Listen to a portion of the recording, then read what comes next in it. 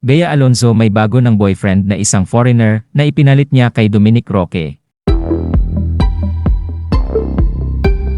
Sa latest episode ng Showbiz Update ni Ogie Diaz sa kanyang YouTube channel, ibinalita niya na may bago na raw boyfriend ang actress na si Bea Alonzo. Ito daw ay ayon sa source ni Ogie na nakakuha pa ng larawan habang magkasama ang magkasintahan sa airport kamakailan lang.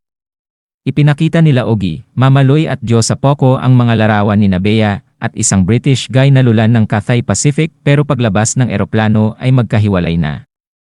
Bungad ni Ogie, kung maalala niyo na si Bea Alonzo ay idininay niya na may boyfriend na base sa panayam sa kanya na siya ay single at hindi siya in love.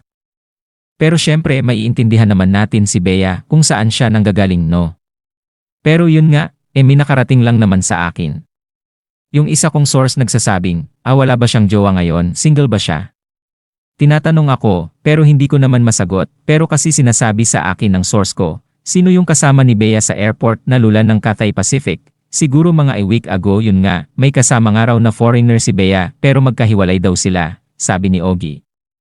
Inilarawan ni Ogie ang paglalakad na Bea at ng guy sa airport base sa mga larawang ipinakita sa vlog.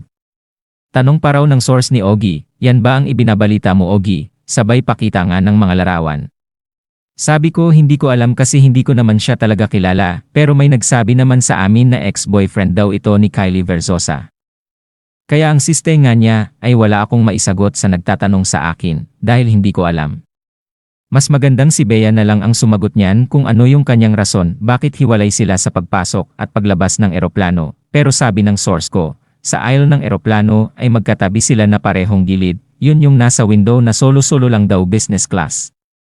Yan ay nakakarating lang sa akin, pero mas maganda kung si Bea ang sumagot nun at kung magkaibigan lang sila, di at least nagkakaroon ng panahon si Bea sa kanyang sarili, pahayag ni Ogie.